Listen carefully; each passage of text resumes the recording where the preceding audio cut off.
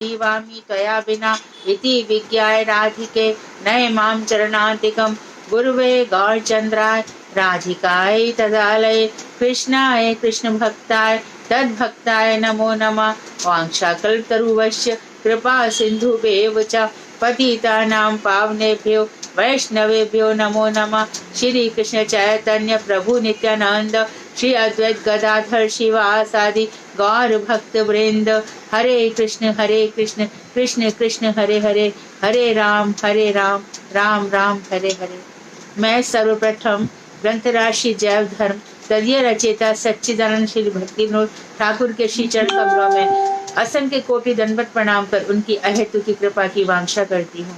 मैं मदीय गुरु पद्म पद्म परिव्राजकाचार्य वर्य परमहंस वर्य नित्य प्रविष्ट ओम विष्णुपाद अष्टोत्तर शतक श्रीमद भक्ति वेदांत श्री नारायण गोसाई महाराज मदीय शिक्षा गुरु पद्म पद्म नित्य प्रविष्ट ओम विष्णुपाद प्रातः स्मरणीय जगत वंदनीय नित्य प्रविष्ट ओम विष्णुपाद अष्टोत्तर शतक श्रीमद भक्ति वेदांत श्री वामन गोसाई महाराज के श्री चरण कमलों में असंख्य कोटि दंडवत प्रणाम कर उनकी अहेतु की कृपा की भिक्षा करती हूँ। मैं उपस्थित श्रोता मंडली समस्त वैष्णव वैष्णवियों को यथा योग्य अभिनंदन दंडवत प्रणाम करती हूँ। तो भक्ति के अंगों में कल हमारा नवदा भक्ति चली और नवदा भक्ति में बहुत से प्रसंग ऐसे भी थे अंग जो भक्ति विनोद ठाकुर ने बता दिया कि ये पाद सेवा में रहेंगे, ये बंधन में रहेंगे। उन्होंने ये भी बताया कि श्रवण कैसा हो, स्मरण कैसा हो। ये अध्याय जब खत्म होगा तो हम इन विषयों पर पुनरावृत्ति के लिए कि पुनः रिपीटेशन हो एक सेशन रखेंगे। इस बार का सेशन लंबा होगा क्योंकि जीवन में ये चैप्टर बहुत इम्पोर्टेंट है। हमें पता होना चाहिए कि हमारा श्रवण बंधन अर्चन दास आत्मनिवेदन कैसा होना चाहिए।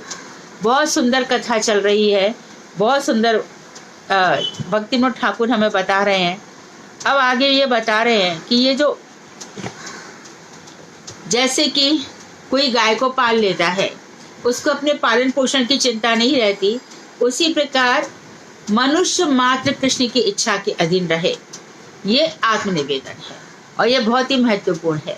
भगवान जैसे रखेंगे जैसे रहेंगे, जैसी भी स्थितियां आएंगी जो भी होगा सामना करेंगे। क्योंकि देखो ये जीवन क्या है, ये जीवन जब भगवान की तरफ मुड़ चला तो इसका मतलब काफी सुकृतियां हमारी हो चुकी हैं और अब हम भगवान की तरफ, अब उनको जो चाहे वो करें। हम मानो अपनी भी चलाएं तो क्या होता है, हमारी सारी महत्वाकांक्षा चूर्ण बिचूर्ण करके रख देते हैं। हमारी सोच से थोड़ी होता है। अच्छा मानो हम इच्छा कर भी लें तो क्या इच्छा पूरी हो जाती है? क्या वही पूरी होती है जो भगवान चाहते हैं? तो फिर क्यों ये इच्छा ही करी जाए? कुछ भी हमारे हाथ में नहीं है। तो हमारे हाथ में नहीं है ये कहने से अच्छा है कि भगवान श्री कृष्ण की इच्छा की सब अधीन है। जैसा वो चाहेंगे रखेंगे, उन्हीं ने उत्पन्न किया है, उन्हीं ने जीवन दिया है। जैसा तो जो जितना समर्पण भाव से रहा उसका जीवन उतना ही उन्नत बना, समर्पण भाव से रहा उसका जीवन नीचे गिरा, ऐसा देखा नहीं गया है। जहाँ जितना समर्पण है उतना ही वो उच्चतम शिखर पर पहुंच जाता है। ध्यान रहे, जिस पेड़ पर ज्यादा फल लगते हैं वही पेड़ झुका झुका रहता है। जिस बादल में जहाँ ज्यादा पानी रहता है वो बादल झुके झुके रहते हैं। इसी प्रकार जब नल पानी देता है तो उसका जो टैप है, टोटी है, वो भी झुकी झुकी रहती है। तो महान पुरुष जितने विनम्र होते हैं, कम भक्त यानी कि अभी शुरुआत में जो होते हैं वो अकड़ते हैं और उनको लगता है कि पता नहीं उन्होंने जंग जीत लिया या जंग जीत ली। और जो जितना भावुक होगा, जितना रसिक होगा, वो उतना ही उसके अंदर दैन्य होगा। भक्तों की सबसे बड़ी पहचान ये है कि वो एकदम बाल स्वभाव के होते हैं, दैन्यता से भरे होते हैं। क्यों? क्योंकि उन्होंने अपना सब कुछ भगवान को समर्पण किया हुआ होता है। क्या ऐसा था कि श्रीपाद वामन गोसाई महाराज को टोटा गोपीनाथ ने स्वप्न दिया? सब जानते इस कथा को कि भैया हमारा कपड़ा फटा, उन्हीं को क्यों दिया? ये उनमें से एक है जिनको बचपन में उनकी माता ने सरस्वती प्रभुपाद के चरणों में सौंप दिया था और वो उनको श्लोक सिखाया करते थे। एक ट्रॉफी दूंगा, एक श्लोक सीख। अब बड़े श्रुतिधर थे, सुनने मात्र से उनको सब कुछ याद हो जाता था। ऐसा व्यक्ति क्या कर रहा है? 10 वर्ष का बालक मठ में आ गया, जैसे कि नारद जी ने किया।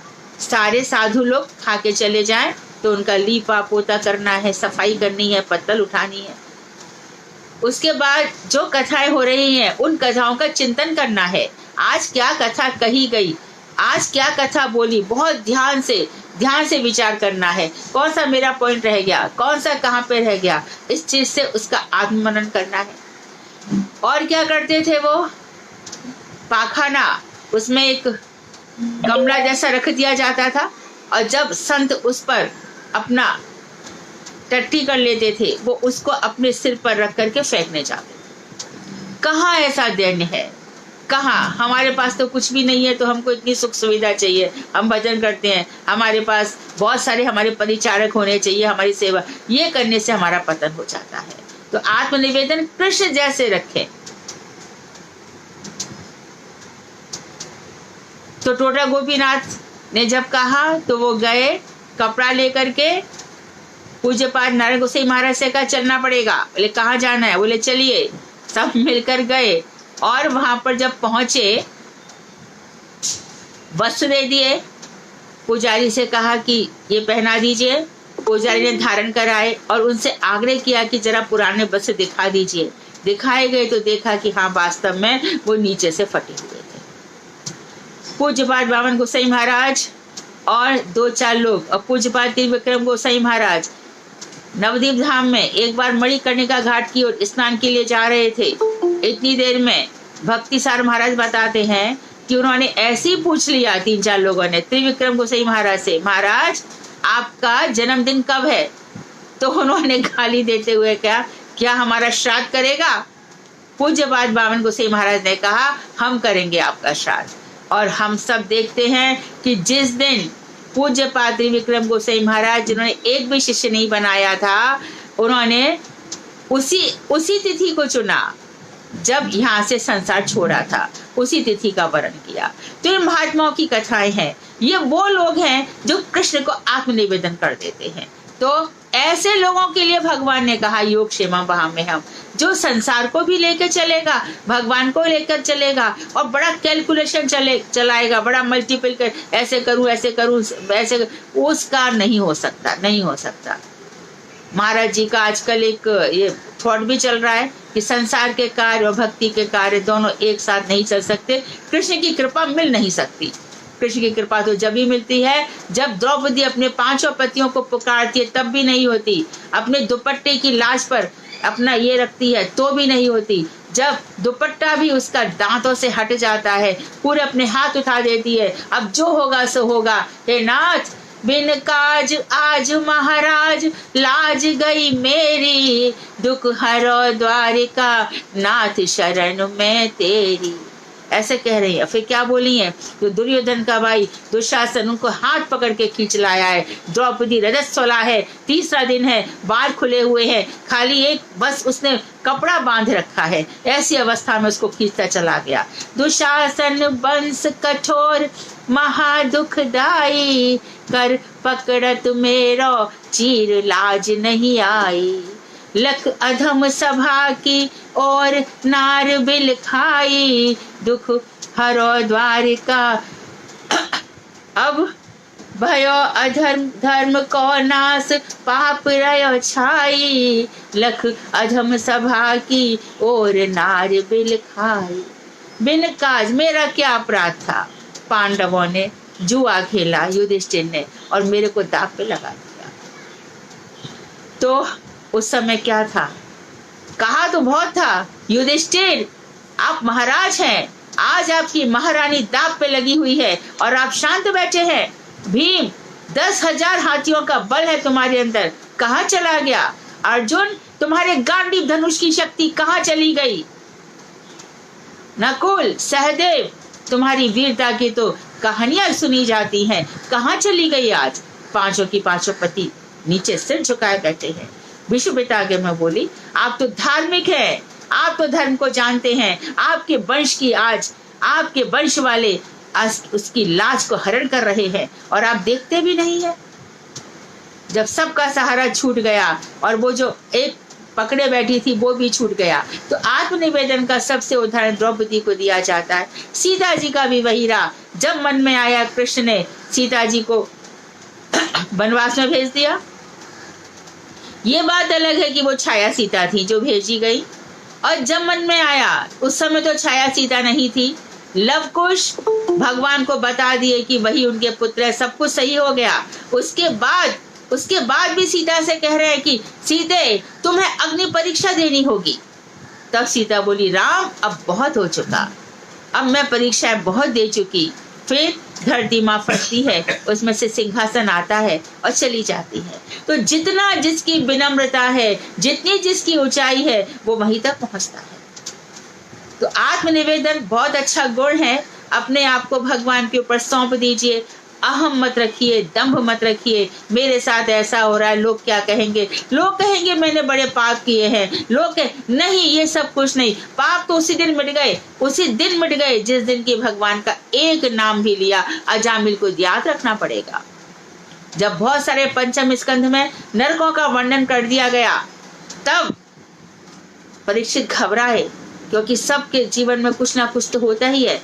तब इन्होंने कहा परीक्षित, जैसे 5वें स्कंध में वर्णन हो गया, 6ठे स्कंध में परीक्षित ने तुरंत अजामिल की कथा सुना दी। एक बार नामाभास नाम था बेटा का नारायण, और बस इतने मात्र से ही यमदूत चले गए और विष्णु दूत आ गए। तो हजारों लाखों करोड़ों जीवों में से वही जीव का जीवन सार्थक है जिसने अपने चित्त को भगवान में लगा रखा है। तो कृष्ण की इच्छा के अधीन रहना। अब इसमें बता रहे हैं सावे मना कृष्ण पदार विंदयो वचांसी वैकुंठ गुणानुवर्णने करौ हरे मंदिर मार्जनादिषु श्रुतिं चकारा च्युत सत्कथोदये मुकुंद लिंगालय दर्शने दिशौ तद्भृत्य घाटे स्पर्शे अंग संगमम् घ्राणं च तत्पद सरोज सौरभे श्रीमत्तुलस्यां रसनां तदर्पिते पादौ हरे क्षेत्र पदानुसर्पणे शिरोहवारी केशपदाभिवंदने कामंच दास्ये न तु काम काम्यया यथोत्तमाश्लोक जनाश्रय रतिः। अम्बरीश महाराज ने, ध्यान दीजिए आत्मनिवेदन की पूरी कथा। अम्बरीश महाराज ने अपने मन को श्री कृष्ण के चरणार बिंद युगल में, दोनों चरणों में मन को लगा रखा। वाणी को उनके गुणानुवर्णन में, हाथों को हरि मंदिर मार्जन मतलब मार्जनी, झाड़ू, मार्जन सेवा में, झाड़ू पोछा में, और अपने कानों को भगवान अच्युत की मंगलमयी कथा के श्रवण में लगा रखा था। उन्होंने अपने नेत्र मुकुंद मूर्ति, मुकुंद नाम क्यों है भगवान का? मुक्तिम ददाति मुकुंदा, जो मुक्ति देते हैं ऐसे भगवान मुकुंद हैं। मुकुंद मूर्ति एवं मंदिरों के दर्शनों में, नेत्र मंदिरों के दर्शनों में, अंग संग भगवत भक्तों के शरीर स्पर्श में। किसका संग करते थे, किसका चरण स्पर्श करते थे? जो भगवत भक्त थे। नासिका उनके चरण कमलों पर चढ़ी श्रीमती तुलसी के दिव्य गंध में। तो भगवान के चरणों से, भगवान की श्री मूर्ति से जो भी माला दी जाती है, तुलसी दी जाती है, उसका पहले आग्रहण करिए, सूंघिए और उसके बाद उसको खा लीजिए। और रसना जिह्वा को भगवान के प्रति अर्पित नैवेद्य प्रसाद में संलग्न कर दिया था। भगवान को अर्पित नैवेद्य प्रसाद में। उनके पैर भगवान के क्षेत्र आदि की पैदल यात्रा करने में ही लगे रहते। कल बताया था श्री क्षेत्र कौन सा, जगन्नाथ जी और नवदीप और मथुरा मंडल। और वे सिर से भगवान श्री कृष्ण के चरण कमलों की वंदना किया करते। और सिर किसको लगा रखा था? भगवान की वंदना करने में। राजा अम्बरीश ने माला, चंदन आदि भोग सामग्रियों को भगवान की सेवा में समर्पित कर दिया था। भोगने की इच्छा से नहीं, बल्कि इसलिए कि इससे वे भगवत प्रेम प्राप्त हो जो पवित्र कीर्ति भगवान के परिकरों में निवास करता है। तो भगवान का प्रेम कौन दे सकता है? भगवान के परिकर वैष्णव ठाकुर। ओ वैष्णव ठाकुर, एक बार कृपा करो वैष्णव गोसाई। वैष्णव ठाकुर वही कृपा कर सकते हैं। वही हम एक हास परिहास में कहते हैं, ये शिखा क्यों धारण की जाती है यहाँ पे? जिससे गुरु वैष्णव शिखा पकड़ पकड़ के खींच के, अरे मत डूब संसार में, भगवान के रस अमृत सिंधु में डूब जा। हाथ उठाने को क्यों कहते हैं?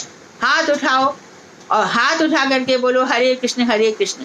जैसे कोई डूबता व्यक्ति हो, हाथ उठा करके बोलता है अरे मुझे बचाओ मुझे बचाओ। इसी प्रकार से हरे कृष्णा त्राहि त्राहि त्राहि, मेरी रक्षा करो मेरी रक्षा करो।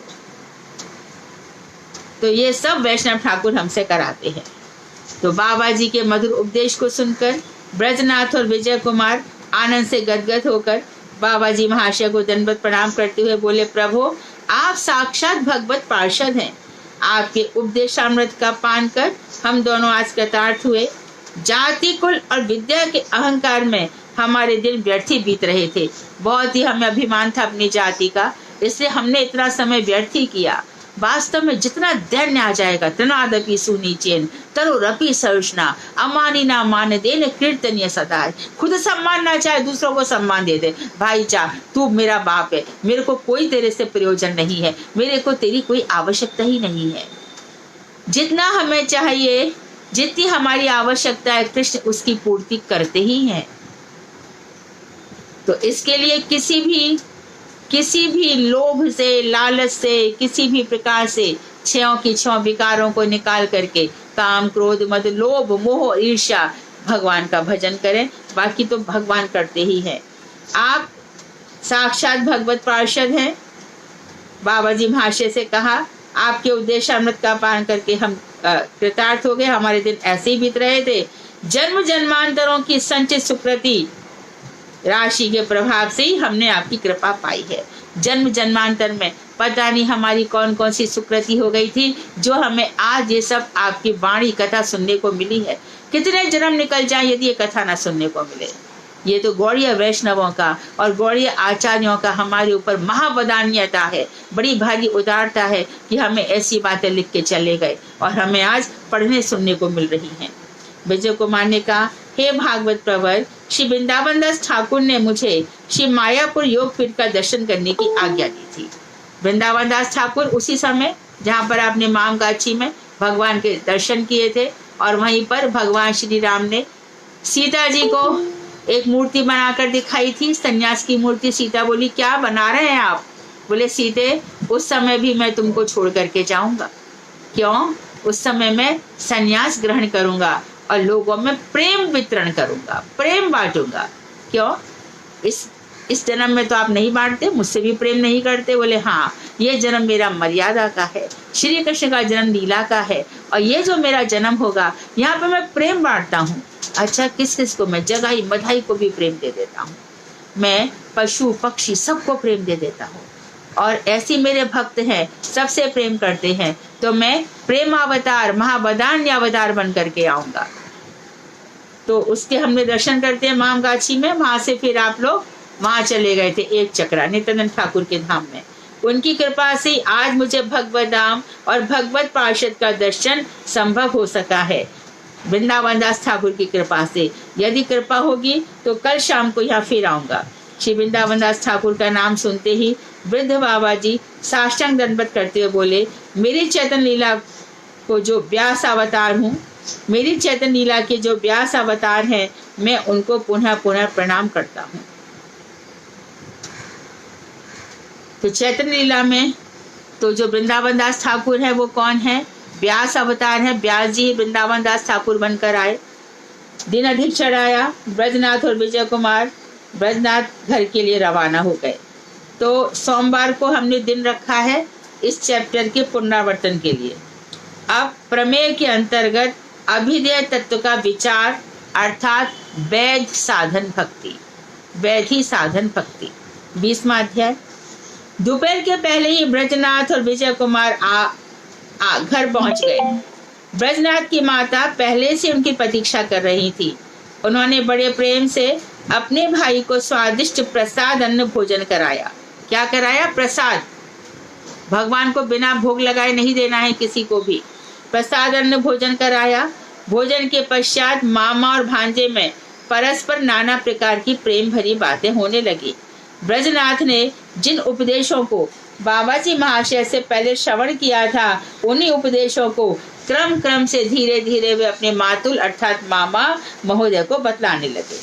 उन अमृतमय उपदेशों को सुनकर विजय कुमार बड़े आनंदित हुए और बोले, तुम्हारा बड़ा सौभाग्य है और बड़े सौभाग्य से सत्संग प्राप्त होता है।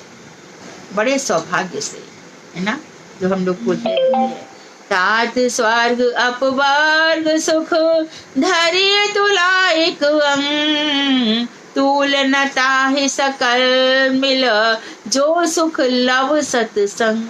स्वर्ग का सुख, मोक्ष का सुख सब एक तराजू पे रख दो, लेकिन लव मात्र साधु संग उसकी बराबरी नहीं कर सकता। लव मात्र एक क्षण का भी साधु संग, साधु संग सर्व शास्त्र कहे और ले मात्र साधु संग सर्व सिद्धि है।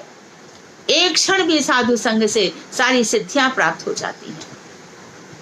तो ये साधु संग की महिमा है और ये बड़ी दुर्लभ है। बिनु हरि कृपा मिले नहीं संता। भगवान की कृपा के बिना संत नहीं मिलते भाई। संसार में बहुत लोग मिल जाते हैं, पर भगवान की कृपा के बिना संत लोग नहीं मिलते। तो तुम्हें बाबा जी जैसे दुर्लभ और परम संत का संग प्राप्त है।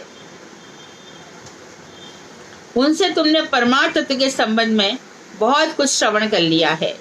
भक्ति कथा और हरि कथाओं के सुनने से हमारा परम कल्याण होता है। हम सबका कल्याण भक्ति कथाओं से सुनेंगे। रामचरितमानस है, श्रीमद् भागवत है। श्रीमद् भागवत तो भगवान का वांग्मय विग्रह है भाई, शाब्दिक विग्रह है। भगवान श्री कृष्ण चलते फिरते हैं और भागवत शब्द। जब उद्धव जी जाने लगे बद्रिकाश्रम में, तो उद्धव जी को बड़ा दुख हो गया कि मैं कृष्ण के बिना कैसे रहूंगा। तो भगवान श्री कृष्ण से कहने लगे, मैं आपके बिना रह नहीं सकता। तो भगवान श्री कृष्ण ने कहा, उद्धव तुम चिंता मत करो, मैं अपना सारा तेज श्रीमद् भागवत में रख जा रहा हूँ। तेने वांगमयी मूर्ति प्रत्यक्षा वर्तते हरे। श्री हरि की ये शाब्दिक मूर्ति है। और देखो ना, शाप भी कैसा है शब्द का। श्रृंगी ऋषि को जो शाप दिया गया, शमीक ऋषि के गले में जब माला डाल दी गई सर्पों की, तो बेटा श्रृंगी ऋषि ने बाप की गोदी में चढ़ करके, यही तक्षक सब तेरे को 7वें दिन काट खाएगा। तो शाप शब्दों का है, तो शब्दों से उसका उद्धार किया गया। जगह जगह पर श्रीमद् भागवत में भगवान श्री कृष्ण की लीलाएं सुनाई गई। जहां वहां सब वर्णन तो कर रहे हैं, तृतीय स्कंद सृष्टि का है, लेकिन क्या भगवान के अवतारों का वर्णन करने से अपने आप को रोक पाए? द्वितीय स्कंद भी है, प्रथम स्कंद भी है, सब जगह भगवान श्री कृष्ण की कथाएं सुनाते हैं। ध्रुव चरित में आता है तो भगवान का वर्णन आता है। पंचम स्कंध में तो किस तरह से हमारा भूगोल खगोल बना हुआ है, किस तरह से प्राग ज्योतिषपुर बना हुआ है, ऊपर नीचे कौन कौन से धाम है, इतना सुंदर। और इसके बाद फिर अजामिल और सप्तम स्कंध में, वाह जय हो, श्री नरसिंह देव प्रकट होते हैं एकदम मध्य में। अरे भक्तों दुख मत करो, तुम जहां भी भगवान नरसिंह देव का नाम लोगे, तुम्हारे सारे संकट कहाँ चले जाएंगे, सब मिट जाएंगे। और उसके बाद 8वें स्कंध में अम्बरीश राजा की कथा तो है ही, ना जाने कितने और राजाओं की भी कथा है। 9वें स्कंध में भगवान श्री राम की कथा है, इस स्कंद का नाम ईशानु कथा है। और 10वें स्कंध में खूब आनंद आ रहा है, सुखदेव जी को भगवान श्री कृष्ण की आराम से आनंददायक कथा सुना रहे हैं। वसुदेव जी, यज्ञ संपन्न हो गया, वसुदेव जी सारे ऋषि जा रहे हैं, सारे ऋषियों से वसुदेव जी कह रहे हैं यज्ञ हो गया, 3 महीने तक हम सब यहाँ पर रहे, आप सब चल दीजिए, मुझे थोड़ा ज्ञान तो दे जाइए। नारद जी बोले, वाह वसुदेव वाह, है ना, घर में सारे ज्ञानों का उपदेष्टा कृष्ण बैठे हैं और उनके ऊपर तुम्हारी ऐसी ममता की मूर्ति है कि तुम नहीं जानते कि उनसे बड़ा उपदेशक कोई नहीं है, परंतु उनके प्रति तुम्हारा वात्सल्य है, तुम समझ नहीं पा रहे हो। तो उपदेश में यही बातें की गई कि तुम भगवान का भजन करो, उनसे पुत्र मांगा वसुदेव जी ने। कैसा मांगा? मेरा उसके प्रति, यहाँ नंद बाबा मांग रहे, बात्सल्य बना रहे, और यहाँ कह रहे मुझे पुत्र मिल जाए, पुत्र के रूप में आप मिल जाए। बात्सल्य नहीं मांगा। तो देखो, मांगते समय भी बड़े सावधान रहना चाहिए कि हमारे मुख से क्या निकल रहा है, क्योंकि वो शेर का सवा शेर है कृष्ण। वो तूने ऐसा कहा था इसलिए मैंने ऐसा दिया। लेकिन भक्त कृष्ण के बाप होते हैं, बड़ी होशियारी के साथ, बड़ी चतुराई के साथ। जेई कृष्ण भजे से ही बड़ो चतुर।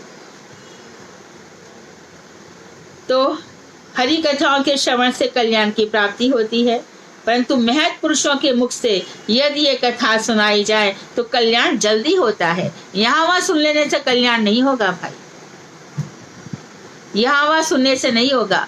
आप जब ये कथाएं इन लोगों से सुन लेंगे, रसिक भागवतों से, फिर आप और सुनने जाएंगे तो क्या सुना रहा है पता नहीं, ये सब भागवत में कहाँ लिखा है। इसलिए हम कहते हैं कि खुद भागवत पढ़ो, खुद गीता उठा के पढ़ो। ये तुम जो सुन रहे हो वो क्या लिखा हुआ है? जो हमारे मठ से श्लोकानुवाद निकला है, 1 से 4 निकल गया है, 5 से 9 भी निकल गया है, 11-12 निकल गया है, उसको पढ़ो ना। उसमें गुरुजी ने सब कुछ डाल दिया है। चक्रवर्ती ठाकुर के विचार, प्रभुपाद जी के विचारों को लेकर के अनुवाद किया गया है। और जो भी इसको पढ़ता है, अरे फिर वो किसी की कथा नहीं सुनता भाई, अपना आत्म कल्याण कर लेता है। 10वां स्कंद भी अभी आ जाएगा, मेरे विचार से 2 महीने में तो आना ही चाहिए। बाबा, तुम समस्त शास्त्रों में सुपंडित हो, खासकर न्याय शास्त्र के अद्वितीय पंडित हो। वैदिक ब्राह्मणों में तुम अच्छे वंश के हो और गरीब भी नहीं हो। ये सारी संपत्तियां इस समय तुम्हारे लिए अलंकार स्वरूप हो रही हैं। तो तुम्हारे अंदर सारे की सारे वैशिष्ट है, शास्त्र भी जानते हो, न्याय के तो पंडित तुम हो ही, अद्वितीय हो, तुम्हारे जैसा कोई नहीं है। वेदों को जानने वाले भी हो, अच्छे कुल के हो, गरीब भी नहीं हो। सारी संपत्तियां हर समय तुम्हारे पास अलंकार स्वरूप हो रही हैं। इसका कारण यह है कि तुम साधु वैष्णवों का पदाश्रय प्राप्त कर श्री कृष्ण की लीला कथाओं में रुचि ले रहे हो। सब कुछ कैसे प्राप्त हो जाता है, भगवान क्या से क्या कर देते हैं। वो चमत्कार चिंतामणि है, वो जो चाहे कर सकते हैं। मूकम करोति वाचालम पंगु लंघयते गिरिम यत् कृपातमहं वंदे परमानंद माधवम। जो मूकम है, जो गूंगा, वो बोल नहीं सकता, वो बोलने लग जाता है, और लंगड़ा पर्वत लांग सकता है। तो उनकी कृपा से तम हम बंदे वो परमानंद माधव हैं, ऐसे भगवान हैं। तो वो हमारे सब कामों को अपने आप ही जब चाहे कर सकते हैं। तो तुम साधु वैष्णव के चरणों का आश्रय लो, और श्री कृष्ण की कथाओं में तुम्हारे लिए इसलिए रुचि है कि साधु वैष्णवों का संग किया है। साधु वैष्णवों के संग में क्या होगा? कृष्ण कथाएं होंगी। पर कभी कभी तुम लोग नादानीपन कर देते हो। साधु वैष्णवों के पास जाकर के हमारे साथ ये हो रहा है, हमारे साथ वो हो रहा है, मैं ऐसा करती हूँ। नहीं, ऐसा कभी नहीं करना। वहां पे जाके सोचना कि ऐसी गुरुदेव कथा सुनाएंगे जिससे हमारा कल्याण होगा। अरे मैं तो आज वहां जाके बैठी थी और महाराज जी ने वही बात कही जो मेरे अंदर चल रही थी, और तुम्हें जाके सब कुछ बोल दोगे तो वो चुप लगा जाएंगे या यहाँ वहां की कह देंगे। वहां से ही कुछ आने दो, झरने को बहने दो, झरने में भीग जाओ, रसास्वादन करो। तुमसे ज्यादा वो जानते हैं। इसी प्रकार परमार्थ संबंधी चर्चा चली रही थी कि बीच ही में ब्रजनाथ की माता वहां आ गई और विजय कुमार से बोली, भाई तुम बहुत दिनों से आए हो, ब्रज को जरा समझा बुझाकर इसका भी विवाह करा दो, ग्रस्त कर दो। इसके व्यवहारों से मुझे डर लगता है कि यह कहीं साधु ना हो जाए। विवाह के लिए बहुत लोग आते हैं, परंतु इसने तो विवाह न करने की प्रतिज्ञा कर रखी है। मेरी सासू जी ने भी बहुत प्रयत्न किया, परंतु वो कुछ ना कर सकी। बहन, पेज हमारा 360 आ गया अभी, उसके पहले पेज 358 चल रहा होगा। बहन की बात सुनकर विजय कुमार ने कहा, मैं यहाँ 10-15 दिन तक ठहरूंगा। क्रम से इस विषय में मैं इससे सलाह मशविरा करूंगा और तुमको बाद में बतलाऊंगा। अभी आप घर के भीतर चली जाओ। ब्रजनाथ की मां अंदर चली गई। वे दोनों पुनः पारमार्थिक चर्चा में ही लग गए, कोई विवाह की बात नहीं की और सारा दिन इसी प्रकार बीत गया। दूसरे दिन भोजन करने के पश्चात विजय कुमार बोले, ब्रजनाथ, आज शाम को हम दोनों श्रीवास आंगन चलेंगे और वहां बाबा जी से श्री रूप गोस्वामी ने जो 64 प्रकार के भक्ति के अंगों का विस्तार पूर्वक विवेचन किया है वो सुनेंगे। ब्रजनाथ, तुम्हारे जैसा सत्संग मुझे जन और जन्मांतरों में मिलता रहे। देखो, बाबा जी महाशय ने साधन भक्ति के 2 मार्ग बतलाए हैं, एक वैधि भक्ति और दूसरा रागात्मिका भक्ति। एक मार्ग है वैध मार्ग और दूसरा मार्ग है राग मार्ग। हम लोग वास्तव में वैध धर्म के अधिकारी हैं, अभी रागानुगा भक्ति में हमारा अधिकार नहीं हुआ है। अतः हम राग मार्ग के उपदेश में के संबंध में उपदेश श्रवण करने के पहले वैध मार्ग को भली भांति समझकर साधन अपना प्रारंभ कर देंगे कि पहले वैधि भक्ति होती है, उसके बाद रागात्मिका भक्ति होती है। तो हम वैधि भक्ति के विषय में सुन ले ये किस प्रकार से होती है। पिछले कल बाबा जी ने नवदा भक्ति का उपदेश दिया था, परंतु मैं समझ नहीं पाया कि नवदा भक्ति को प्रारंभ कैसे करूं। उन्होंने तो कहा था भैया स्मरण करो, कीर्तन करो, वंदन करो, आत्मनिवेदन करो। तो आज इस विषय में मैं अच्छी तरह से समझूंगा कि मैं प्रारंभ कैसे करूं। मैं समझ तो गया नवदा भक्ति में आपने क्या क्या बताया और भक्ति रसामृत सिंधु में उल्लिखित 64 भक्ति के अंगों का भी कुछ कुछ आपने वर्णन कर दिया, पर मैं ठीक से समझ लेता हूँ। इस प्रकार बातों ही बातों में शाम हो गई। सूरज की किरणें पृथ्वी से उठकर वृक्षों की ऊंची ऊंची टहनियों से खेलने लगी। विजय कुमार और ब्रजनाथ घर से चले गए, श्रीवास आंगन में पहुंचे और वैष्णव मंडली को दंडवत प्रणाम कर बूढ़े बाबा जी की कुटिया में प्रवेश कर गए। बाबा जी जिज्ञासु भक्तों को देख करके, देखो किसको देख करके प्रसन्न होते हैं, क्यों मैं ऐसा बोलती हूँ, ये जिज्ञासु है। वेदांत का भी पहला सूत्र है, अथा तो ब्रह्म जिज्ञासा, ब्रह्म में जिज्ञासा हो, क्या छोड़ छोड़ करके। अब इसके बाद धर्म नहीं रहे, अर्थ नहीं रहे, काम नहीं रहे, मोक्ष नहीं रहे, चारों की भावना ही ना रहे। क्या है ब्रह्म, क्या संबंध है, मैं करोड़ों जन्मों से मेरी ऐसी दुर्गति क्यों है। ऐसी जो जानने वाले हैं उनको देख करके वैष्णव ठाकुर प्रसन्न होते हैं।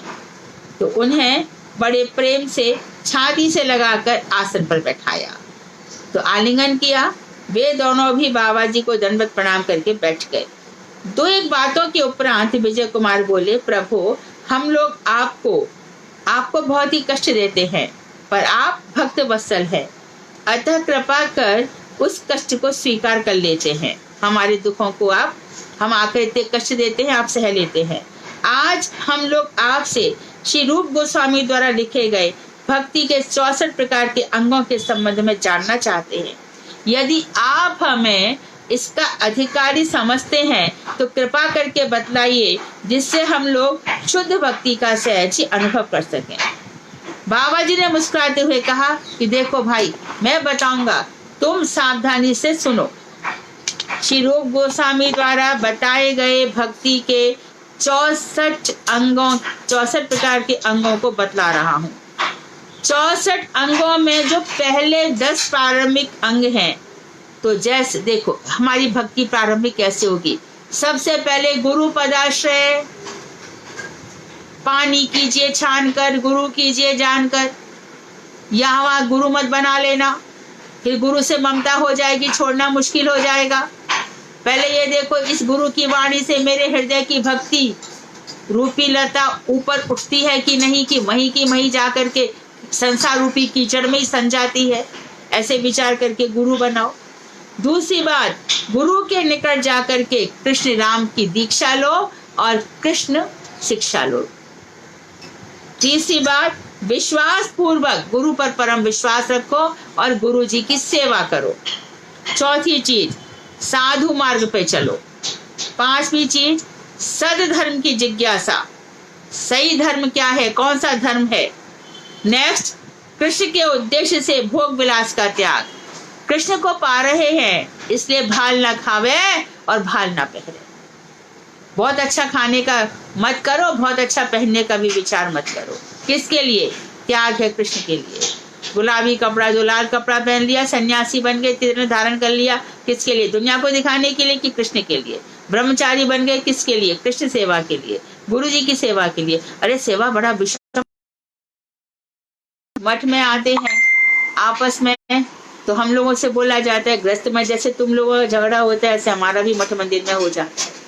तो हम कहते हैं ऐसा नहीं होना चाहिए। बोले कोशिश तो रहती है, लेकिन अगले एक पल थोड़ी बात हुई, अगले पल समझ गए। ग्रस्त लोग और तो बात को इश्यू बना लेते हैं, कभी बातचीत नहीं करते। तो यही सब बातें हैं। साधु मार्ग पर चलना चाहिए, सद्धर्म की जिज्ञासा करनी चाहिए, कृष्ण के उद्देश्य से भोग विलास का त्याग करना चाहिए, द्वारका आदि धामों में तथा गंगा यमुना के निकट वास करना चाहिए। कहाँ पे रहे? गंगा यमुना के निकट, द्वारका आदि धाम। जीवन निर्वाह की उपयोगी यथा योग्य अर्थ या विषय स्वीकार करो। इसलिए ये नहीं कहते कि सब कुछ त्याग दो, कमाओ लेकिन जितनी जरूरत हो। फालतू का संग्रह मत करो। ऐसा संग्रह मत करो कि मरते समय ये चिंता लग जाए, अब मैं इसका क्या करूं, ये किसको दे के जाऊं? जिस बेटे बेटी के लिए मैं कर रहा था तो बेटी तो पति में खो गई, बेटा बहू में खो गया, अब मैं इसका क्या करूं? इतना संग्रह मत करो। पूत सपूत तो का धन संचय, और पूत कपूत तो का धन संचय। अच्छा बेटा तो अपने लिए संग्रह कर ही लेगा, और खराब बेटा तो कितना भी संग्रह कर लो कुछ काम नहीं आएगा। एकादशी, जन्माष्टमी आदि हरिवासर का सम्मान। और 10वां है भगवान श्री कृष्ण की विभूति जानकर आंवला और पीपल आदि वृक्षों की महिमा उनको महिमा देना। तो इनके आगे वाले 10 अंक तो हमारे शास्त्रों में यह वाली बात भी है, साइमल्टेनियसली एक्सेप्टेंस भी है, डू और डोंट डू। नहीं तो क्या होगा? पैरेलल लाइन में भक्ति चलेगी, भक्ति मिलेगी नहीं कभी भी। कमरे में स्वच्छ हवा भी आए और दूषित हवा भी आए, ऐसा हो नहीं सकता। तो इस आगे आने वाले इस अंग निषेध के रूप में पालनीय है। निषेध, कृष्ण बहिर्मुख व्यक्तियों के संग का त्याग। जो भी कृष्ण की चर्चा नहीं करता, ये पहला नियम है, उनसे बातचीत बंद कर दो। और खुद भगवान कह रहे हैं कि मैं खुद, जो मेरा भक्त होता है, मैं सबसे पहले पारिवारिक जनों से ही उसका विरोध करवाता हूं। खुद कृष्ण कहिए, देख लेना 86 चैप्टर में खुद ही कह रहे हैं, परिवार वालों से विरोध करवा देता हूं। क्यों? अरे इसके सगे थोड़ी हैं, अपने मतलब के सगे हैं। अच्छा, समझ में आ गया।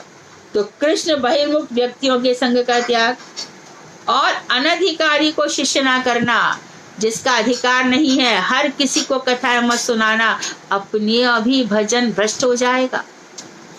ये तो ठीक है, महाप्रभु जी ने कहा है, जाए देख ताहे करे मोर उपदेश। जिसको भी देखो मेरे उपदेश की बातें बताओ।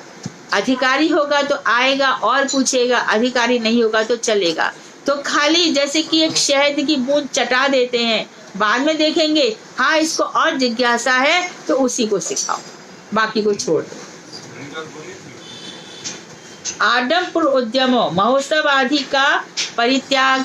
ज्यादा आडंबर मत करो। बहुत बड़े बड़े महोत्सव गीता में भी मना किया है। बहुत बड़े बड़े महोत्सव मत करो। क्यों मत करो? समय वेस्ट, धन का संग्रह करो, यहाँ वहां जाओ। तो बड़े बड़े महोत्सवों में पैसा मत लगाओ। हमारी भागवत वहां से भी अच्छी हो गई। और गीता का 98वें अध्याय का 64वां श्लोक पढ़ लो। ऐसा करोगे तो नरक में जाओगे। कथा सुनो आराम से, सबको बुलाओ, सबको कहो, जो आ जाएंगे भगवान से जुड़ जाएंगे, अच्छी बात है, लेकिन दिखावेबाजी नहीं, आडंबर नहीं। अनेक ग्रंथों का पठन पाठन और व्याख्यावाद का परित्याग। बहुत सारे ग्रंथों को, भगवान के ग्रंथों के अलावा जो गुरु जी कह रहे हैं मना शिक्षा पढ़ो, उपदेशामृत पढ़ो, माधुर कादम्बिनी पढ़ो, ये जो गुरु जी बता रहे हैं जैव धर्म पढ़ो, जो महाराज जी कह रहे हैं मेरे ग्रंथों को पढ़ करके तुम्हारे अंदर कृष्ण भक्ति उदित होगी। व्यवहार में कृपणता का परित्याग करो। साधु वैष्णवों के पास गए, 50, 100, 200 कुछ तो दे दो। रिक्त पाणी ना गुरु ना सेव्य, खाली हाथ गुरु वैष्णवों के पास नहीं जाना चाहिए। जो भी बने, फूल पत्ता जो कुछ भी बने, तो वो करना चाहिए। कृपणता कंजूसी का परित्याग करो और दैन्य का अर्थात उनके आगे जाके प्रणाम आदि करो। शोक आदि के अधीन ना हो जाओ, जैसे श्रीवास आंगन में और चित्रकेतु दोनों के यहाँ पे पुत्र मरा है, देखिए श्रीवास कह रहे हैं कोई यहाँ पे रोएगा नहीं, महाप्रभु जी के भजन में विघ्न नहीं आना चाहिए, जो लिखा है जिसका जितना साथ है उतना ही साथ रहेगा, कोई पहले कोई आगे चला जाएगा। भानुमति का पुनवा जोड़ा, कहीं कीट कहीं का रोड़ा, ऐसी भगवान पहले तो मिलवा देते हैं फिर बिछुड़ा देते हैं। द्रौपदी के 5 पुत्र एक ही रात में मर गए, भगवान श्री कृष्ण को भी दुख हुआ, तो चलो जिसने मारा इस अश्वत्थामा को मार दिया जाए।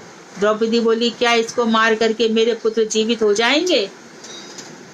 याज्ञ सेनी है, साधारण स्त्री नहीं है, यज्ञ से प्रकट हुई है। और अन्य देवताओं की पूजा तो नहीं करनी है, लेकिन अपमान भी नहीं करना है। अपमान तो किसी का भी नहीं करना है, किसी का भी नहीं, तो उनकी भी अवज्ञा मत करो।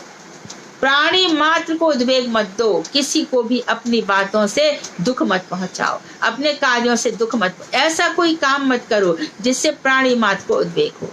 यस्मान न उद्विजते, श्रीमद् भगवद गीता 12वां स्कंद, यस्मान न उद्विजते लोको लोको न उद्विजते यशः, जिससे लोक उद्वेग को प्राप्त नहीं होता, यानी कि कोई लोग उस बेचारे को तंग कर रहे हैं। जैसे कि भगवान श्री कृष्ण ने भिक्षु ब्राह्मण का इतिहास सुनाया कि किस तरह से उसके लोग जहाँ वो भोजन करता था वहां पे मलमूत्र कर देते थे, लेकिन सब कुछ सह लिया, सहे सो रहे।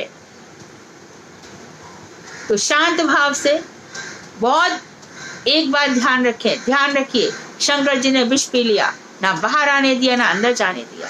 मन में बहुत बातें उठेंगी पर शांत शांत शांत, एकदम आ रहा है बाचो बेगम, वाणी का बेग, मन में आ जाए, इसको ऐसे आड़े हाथ लूं, इसकी ऐसी हवा टाइट कर दूं, इसका ये नहीं नहीं नहीं नहीं करना ही नहीं है। शांत, एकदम शांत हो जाओ, बिल्कुल शांत। क्यों? क्योंकि हम कृष्ण पथ पे चल पड़े हैं, रूप गोस्वामी की आज्ञा का पालन कर रहे हैं। अब भगवान श्री कृष्ण देखेंगे कि मैंने उनके निर्देशों का पालन किया कि नहीं। Whatever instructions we are getting, we have to follow them.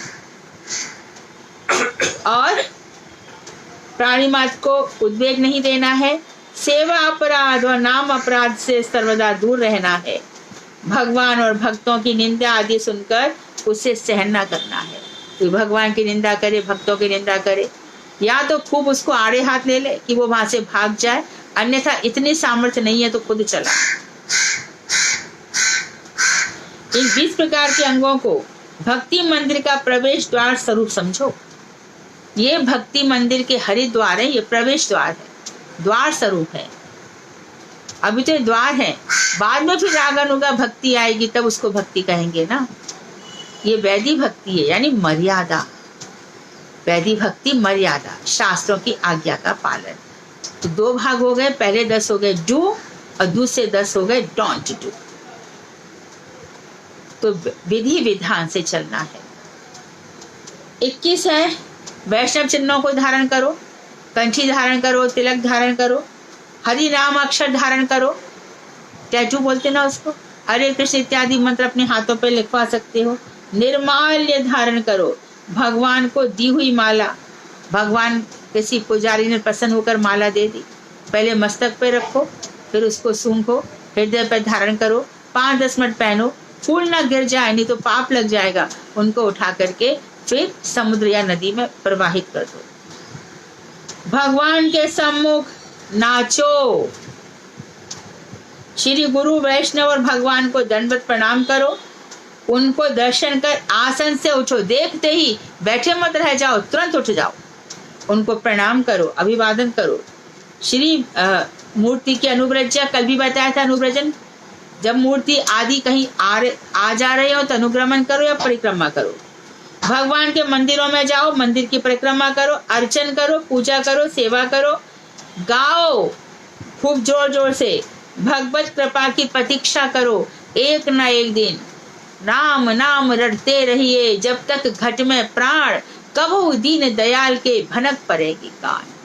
कबहू तो दीन दयाल के, स्वामी मोए न बिसारियो, लाख लोग मिल जाए, नाय, हमसे तुमको बहुत है, तुम सब हमको नाय।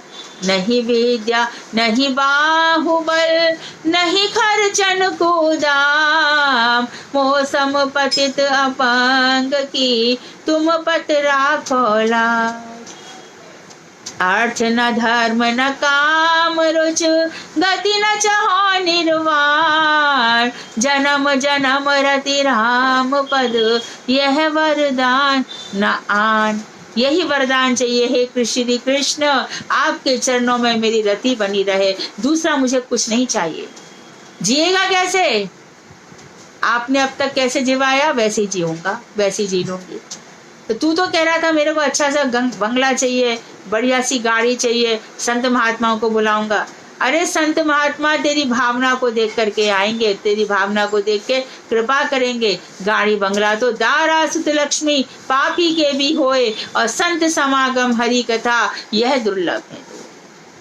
पापी के हवी होते हैं ना दारा सुत लक्ष्मी, पत्नी मिलेगी, बेटा मिलेगा, लक्ष्मी मिलेगी। संत समागम हरि कथा, तो ये सब बात है।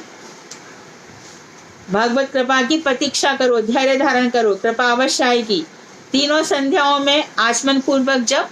लेकिन जैसे गुरुजी ने कोई सर्विस पे जा रहा है, कोई घर के काम में लगा है, तो दोपहर की संध्या ना भूल जाए। इसके लिए हमें कहा गया है कि सुबह ही 20 बार जप लो, शाम को फिर 10 बार। विज्ञप्ति अर्थात दीनता पूर्वक दैन्य के साथ प्रार्थना करो, स्तव स्तुति करो। 37 भगवत प्रसाद जो भी मिल जाए आस्वादन करो।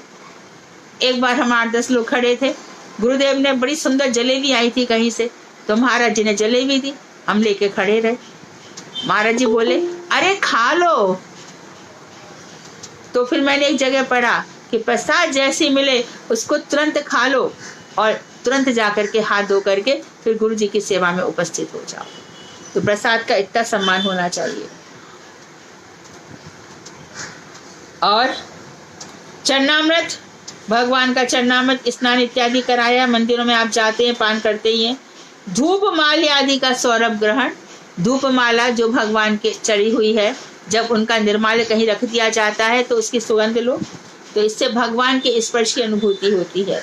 श्री मूर्ति का स्पर्श करो, भगवान श्री कृष्ण के चरणों को धो, सालिग्राम भगवान के चरणों को धो, गिरिराज जी के चरणों का खूब स्पर्श करो। मंत्र जाप करते हो स्पर्श करो, ऐसे स्पर्श मत कर लेना ऐसे ऐसे कर लिया। मंत्र जो दिए गए हैं उनका जाप करते हुए स्पर्श करो। श्री मूर्ति का दर्शन करो। आरती और उत्सवों में जाओ। आरती दर्शन, आरती करने से भी ज्यादा महत्व है आरती का दर्शन। आरती करने में तो भी माचिस चलाओ, ये करो, किसी के आगे कुछ लग ना जाए। आरती दर्शन करो, बड़े सुंदर सुंदर भाव आएंगे। श्री हरि के नाम रूप गुण और लीलाओं का श्रवण करो, संकीर्तन करो, स्मरण ध्यान दास्य सख्य आत्मसमर्पण। कृष्ण को उनकी प्रिय वस्तु समर्पण करो। आजकल आम का सीजन है, आम खिलाओ। श्री कृष्ण के सुख के लिए निरंतर चेष्टा करो। भगवान को कैसे सुख मिले, गर्मी आ गई, भगवान को पंखा चलो, फिर खुद पंखे पे बैठो। भगवान के चरणों में शरणागति, तुलसी जी की सेवा, श्रीमद् भागवत आदि भक्ति ग्रंथों को सम्मान देना, भगवान के आविर्भाव स्थान मथुरा आदि का महत्व सुनो और दूसरों को बताओ। उन धामों की परिक्रमा आदि करो। नित्य कब जब भी मौका मिले 4 ढूंढ लिए 6 ढूंढ लिए, ऐसे जरूरी नहीं कार से जाना है, बस सही तो बस, जो मिले सो सही, बस चल दिए। कभी एक आध दफे ठाकुर जी के दर्शन गए, और दर्शन करने गए तो रास्ते भर नाम संकीर्तन करते गए, कभी जोर से, कभी चलो थक गए तो मन में, फिर जोर से, ऐसे करके वहां पहुंच जाओ। वैष्णवों की सेवा करो। धाम में जाकर शक्ति के अनुसार प्राप्त सामग्रियों से साधुओं की गोष्ठी में महोत्सव करो। तो महोत्सव वो बता रहे कि बाहर उतने नहीं, आप साधुओं के पास जा रहे हो, मंदिर इत्यादि में, वहाँ साधु बैठे हैं, तो महोत्सव करो। आज महाराज जोरदार कीर्तन करने की इच्छा है, आज महाराज ऐसा करो कि 10 लोग बाहर से बुलवा लो, आज तो गोष्ठी हो जाए, गोष्ठी हो जाए। मैं बता रही हूँ कि गोवर्धन में श्रीमद् भागवत कराई थी, वृंदावन, हमारी बम्बई की एक भक्त हैं, उन्होंने कराई थी, करा ली। तो अब वहाँ पे तैयारियां चल रही हैं, तो सब मठवासी तैयारी में लगे हुए हैं। तो गुरुदेव से बात हुई, महाराज जी अभी और क्या बाकी है? तो मैंने बोला गुरुदेव मेरी इच्छा ये है कि भागवत गोष्ठी रखी जाए, तो विभिन्न वक्ताओं को बुलाया जाए और भागवत के ऊपर प्रवचन किया जाए। विषय क्या रहेगा? विषय रहेगा भागवत का प्रयोजन भक्ति या मुक्ति। तो उस समय परम पूज्य तीर्थ महाराज और मैं 2 मठ से वक्ता चुने गए थे। महाराज जी ने सबसे पहले क्या कहा, अरे बेटी तुमने तो हमारे मन की बात कह दी। देखो कहाँ पे खुश होते हैं गुरुदेव, कहाँ खुश होते? कथाओं से, भागवत की महिमा से। वक्ता आएंगे, गोवर्धन मठ में रुकेंगे। आगे फिर बोले, जब हम वहां पहुंच गए, बेटी वक्ताओं का सम्मान कैसे करेंगे? तो महाराज जी जैसा आप कहें। तो वहां पे महाराज जी ने फटाफट बड़े बड़े तख्त बनवाए, सब वक्ताओं के लिए ऊपर स्थान मिलवाया। अरे कुछ सोचा तुमने क्या? महाराज जी आप जैसा कहेंगे वैसा। अरे भोजन देना पड़ेगा, इतनी दूर से आएंगे जाएंगे बेटी, बिना भोजन करे तो नहीं। ये महाराज जी बात कर रहे हैं।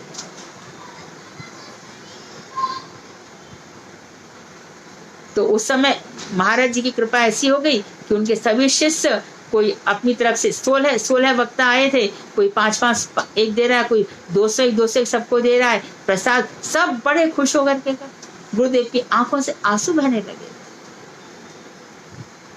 किस लिए बहे ये आंसू? महाराज जी सबको देख करके इतने प्रसन्न हुए और कहते थे ये ब्रजवासी है, मैं ब्रजवासियों का सम्मान करता हूँ। एक तो ब्रज का रहने वाला, दूसरा भागवत वक्ता। और जबकि एक भी महाराज जी के सामने टिक नहीं सकता था। पुष्टि मार्ग संप्रदाय के तो सबसे बड़े आचार्य थे चिम्मन लाल गुसाई, वो भी कामबन से आए थे। अंततः जब महाराज जी बोलते हैं तब कोई टिक नहीं सकता उनके सामने, लेकिन सबका ऐसा सम्मान किया। तो महाराज जी हमारे हृदयों में क्यों छा गए हैं? क्योंकि जो कुछ हम पढ़ते हैं सारे के सारे गुण उनमें थे। तो हमारे अंदर भी वो डेवलप होने चाहिए, वो सद्गुण बढ़ने चाहिए। कोई ऐसी कमी ना रह जाए कि कृष्ण ये ना कह दे, अरे अभी मैं अपने धाम में कैसे प्रवेश होने दूं। राधा जी के अभी तो ये इतनी योग्यता नहीं है, कुछ कषाय बाकी है, 1-2 जन्म और दे दो।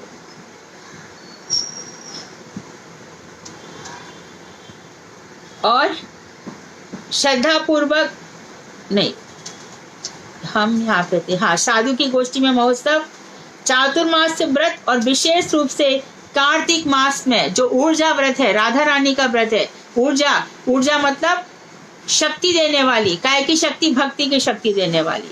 तो कार्तिक मास में जो भी नियम बताए गए हैं उनका पालन, भगवान के जन्म के दिन उत्सव, श्रद्धा पूर्वक श्री मूर्ति की पूजा अच्छी तरीके से, बढ़िया, इत्र इत्यादि जो भी हमारे पास है सब लगाना है, फूल पत्र सब। रसिक भक्तों के साथ श्रीमद् भागवत का अर्थ आस्वादन करना। निगम कल्पतरोर गलितम फलम शुक मुखाद्रमृत द्रव संयुतम पिबत भागवतम रसमालयम मुहुरहो रसिका भूवि भावुका।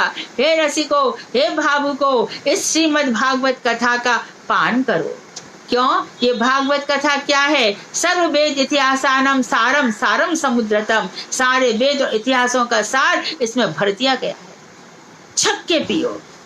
ये ऐसा आम है जो शुकदेव ने अपनी चोंच लगा करके और मीठा कर दिया है। ना इसमें छिलका है ना गुठली है तो रसी रस है।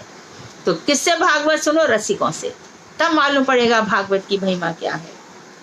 इसके बाद स्वजातीय स्निग्ध अथवा अपने से श्रेष्ठ साधु संतों का संग करो। कम से कम ऐसा तो साधु रहे उससे ही बात करो जिसकी कैटेगरी हमारे बराबर की है। कनिष्ठ का संग करोगे तो वो अपनी बातों में उलझाए रखेगा। इसे या तो अपने से उन्नत के साथ करो या अपने बराबर का। श्री नाम संकीर्तन करो और मथुरा आदि भगवत धामों में वास। तो अंतिम 5 अंगों का वर्णन यद्यपि पिछले अंगों के साथ किया गया है, तथापि अंतिम 5 जो हैं वो सर्वश्रेष्ठ हैं। कौन से हो गए? 7, 61, 62, 63, 64, 65। ABCD इसको बोलते हैं। डीटी सर्विस, श्री मूर्ति की पूजा। एसोसिएशन A, रसिक भक्तों के साथ। और B, ये भी इसमें आए, भागवत, स्वजातीय स्निग्ध अथवा अपने से श्रेष्ठ साधु संतों का संग। एसोसिएशन ऑफ ग्रेट डिवोटीज और श्रीमद् भागवत का रसास्वादन B हो गया। और C हो गया श्री नाम संकीर्तन, चैंटिंग हरे कृष्णा। और D हो गया डीटी सर्विस और मथुरा आदि भगवत धामों में वास, ही एटर्नल जो प्लेसेस हैं उसमें जाना। ये 5 अंग बहुत इंपॉर्टेंट है, इनसे भक्ति होती है। ये 5 अंग बहुत श्रेष्ठ है, इनका नाम पंचांग भक्ति भी है। इन सब अंगों का शरीर, इंद्रिय और मन के द्वारा, हृदय के द्वारा पालन कर कृष्ण उपासना की जाती है। 21 से 49 तक के अंग श्री कृष्ण दीक्षा आदि द्वितीय अंग के अंतर्गत हैं। जब दीक्षा ले ली जाती है तब तो विजय बोला, प्रभु अब मुझे श्री गुरु पदाश्रय के संबंध में कुछ विस्तार पूर्वक बताएं। तो यद्यपि आज क्लास हमने लेट शुरू की, तो हमने सोचा था कि समय पूरा आप लोग भी शांति से सुने। आज टेक्निकल प्रॉब्लम बहुत आ गया, कंप्यूटर रीस्टार्टिंग में चला गया, फिर शुरू भी नहीं हुआ। हाँ, तो ये तो हम बहुत सुंदर टॉपिक है, कठिन भी नहीं है, रोज आप इन बातों को सुनते हैं, सरल है। लेकिन वैदिक भक्ति से पहले हम अभिधेय तत्व के विषय में सोमवार को एक क्लास रखेंगे और उसमें जो भी प्रसंग आएंगे आप सब लोग उसको बड़ी उत्साह पूर्वक उत्तर दें। आप ये ना सोचे जो दूसरा उत्तर दे रहा है तो देने दो, आप ये सोचे कि नहीं मुझे भी आता है, मैं भी बोलूंगा या बोलूंगी। इसी तरह से हम लोग पढ़ेंगे। वांछा कल्पतरुवश्य कृपा सिंधु बेवचा पतितानां पावनेभ्यो वैष्णवेभ्यो नमः।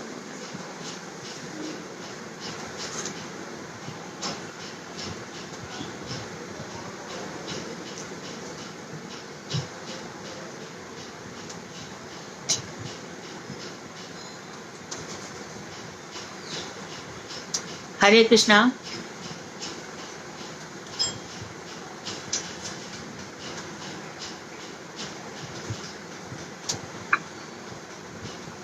हरे कृष्णा दीदी, दंडवत प्रणाम। हाँ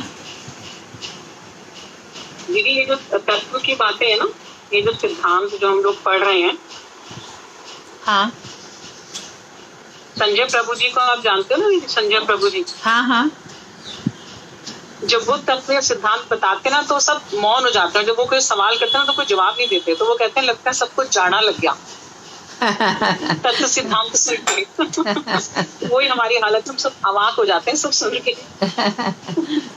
ये सब तुमको समझ में आ रहा है ना, तुम लोग समझ रहे हो इसको। हाँ यही बात है, मुझे लग रहा है सब लोग समझ रहे हैं। हाँ जी, ऐसा लगता है दीदी, क्योंकि बड़ा इंटरेस्टिंग है, मतलब नई नई चीजें सुनने हाँ, को मिल रही और है, जो जीवन में, जो भक्तों के जीवन में जाननी चाहिए। जी हाँ दीदी, जैसे इसमें बोलते हैं कि भगवान कृष्ण को तुलसी मंजरियों चढ़ानी चाहिए, जो कोमल तुलसी मंजरी होती है 2-2 पत्तों के साथ। हाँ हाँ उसको फिर हम प्रसाद की तरह ग्रहण कर सकते हैं बाद में। हाँ हाँ ले सकते हैं, ले सकते हैं। हाँ हाँ हाँ, मैंने किया ये शुरू, जो मुझे लगता है कि आजकल बहुत मंजरियां आ रही है तुलसी जी में। हाँ हाँ ले सकते हैं। अच्छा, मैं तो हर गुरु पूर्णिमा पे गुरु जी को यही वाली तुलसी रख देती थी, 2 मंजरियों से युक्त छोटी सी मंजरी, जरा सी, गुरु जी को कष्ट भी ना हो। हाँ जी, हाँ हाँ जी, ठीक है। हरे कृष्ण। हरे कृष्णा।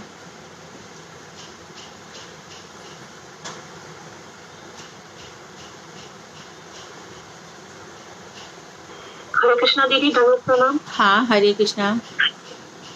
दीदी, हमने बहुत पहले भी भक्ति के 64 अंगों के बारे में सुना है, पढ़ा है, लेकिन अभी एकदम मतलब लाइन में एकदम सीनियरिटी वाइज अच्छे से पता चल गया, बहुत अच्छे से।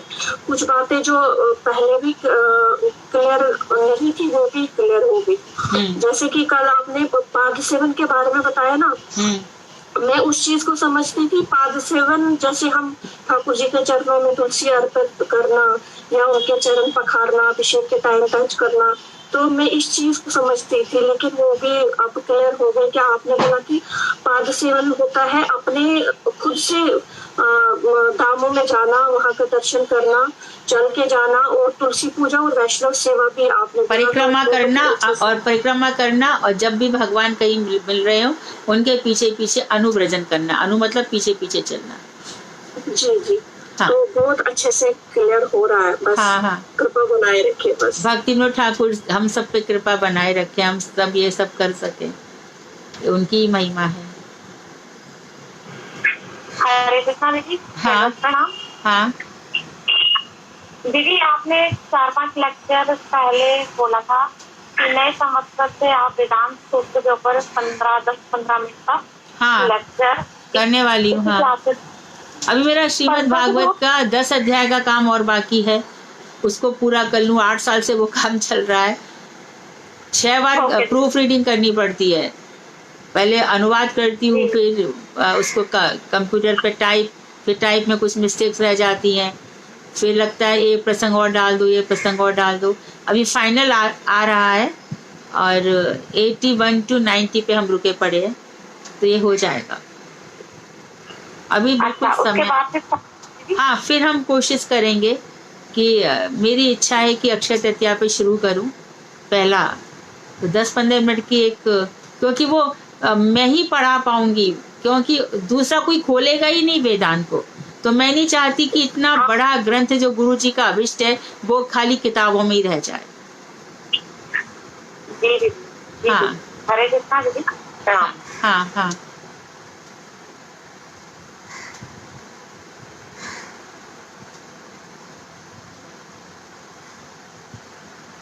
कोई और? तो सोमवार को तैयार होकर आओ अच्छे से। हाँ बोलो। ये हनुमान चालीसा पढ़ सकते हैं क्या? हनुमान चालीसा? हाँ टिक सामने ले रखी वैसे। आप हनुमान चालीसा पूछ रहे हैं योगेश जी? हाँ जी हाँ जी। नहीं, आप हनुमान जी को, दास से भक्ति है हनुमान जी की, आप उनसे प्रार्थना कीजिए कि देखो हनुमान चालीसा में क्या बात कही गई है, राम रसायन तुमरे पासा, सदा रहो रघुपति के दासा। आप भगवान श्री राम के दास हैं, तो जैसी दास से भक्ति आपके अंदर है, मुझे भी इतनी शक्ति दीजिए कि मैं भगवान श्री कृष्ण की दास सेवा कर सकूं, मैं उनका दास बन सकूं। और आपसे और क्या कहा, कृपा करो गुरुदेव की नाई।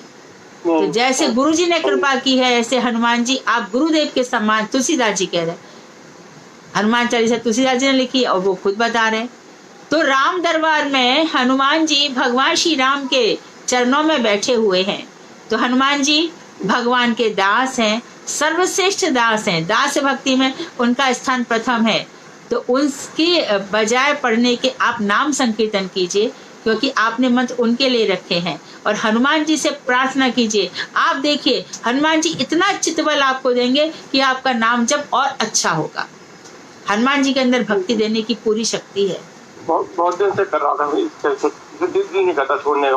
नहीं, आपको धीरे धीरे मंत्र जपोगे ना, और आप हरे कृष्णा। बहुत दिन से कर रहा था। हमारे बम्बई में भी एक है, वो उनको भी हनुमान, वो बोलती है कि जो कुछ मेरे जीवन में हनुमान जी का है, अभी इतनी कृष्ण भक्ति करती है, मैंने उनको भी वही बताया जो आपको बता रही हूँ। हनुमान जी से आप प्रार्थना करो कि जैसी भक्ति आप भगवान श्री राम की करते हैं, ऐसी भक्ति मैं कृष्ण की कर सकूं, मुझे इतनी शक्ति दीजिए। और वो देंगे, उनके अंदर सामर्थ्य है। क्योंकि मंत्र आप कृष्ण का जप रहे हैं ना, तो आपका डायवर्शन हो जाएगा। तो डायवर्शन वाली भक्ति नहीं होनी चाहिए। आप बिल्कुल चिंतित ना हो, मैं 100% आपको कहती हूँ। आपको ज्यादा से ज्यादा 10-12 दिन लगेंगे, आपका मन एकदम कृष्ण की तरफ मुड़ जाएगा और हनुमान जी ही मोड़ेंगे। हाँ जी, हाँ हाँ। हरे कृष्णा दीदी, दंडोत प्रणाम। हाँ दीदी, ये ना सुन के बड़ा अच्छा लग रहा है और पता भी चल रहा है, लेकिन जाने अनजाने में अभी हम भक्ति के जो 64 अंग थे उनका कुछ ही का पालन कर रहे थे, कुछ का नहीं कर रहे थे। इसलिए तो तुमको बताया गया है, इसलिए तो बताया गया है कि हम सब इसका पालन करें। जी हाँ। अब और हमारी जो संतोष दीदी है, 2-3 दिन से तो ये पिछला अध्याय और ये आप चला, उन्हें बहुत अच्छे से समझ में आ रहा और खुश है वो। कह रही भाई आप कथा बहुत अच्छी लग रही, मुझे बहुत ही अच्छी। कौन कौन? आप बहुत अच्छा। संतोष दीदी जो मेरे पड़ोस में रहती है, संतोष दीदी। अच्छा अच्छा अच्छा। हाँ, कह रही अब ना मुझे बहुत समझ में आ रहा जो दीदी समझा रही है। हाँ, मैंने कहा बस इसे ध्यान से सुनती रहो। हाँ हाँ, ये हाँ, भक्ति विनोद हरे ठाकुर ने कृष्ण बहुत दीदी, बातें हाँ। हमें बताई है। ये सब भक्ति विनोद ठाकुर की कृपा है। तो सोमवार को सब लोग तैयार होकर के आए। ठीक है, अब चुप नहीं रहना है, बोलना है हाँ हाँ, सबसे पहले मेरा जवाब सबसे, क्योंकि सरल चैप्टर है। ठीक है। 19वां अध्याय हम डिस्कस करेंगे। हाँ हाँ, हरे कृष्णा हरे कृष्णा। वांछाकल्पतरुभ्यश्च कृपा सिन्धुभ्येव च पतितानां पावनेभ्यो वैष्णवेभ्यो नमः। हरे कृष्ण।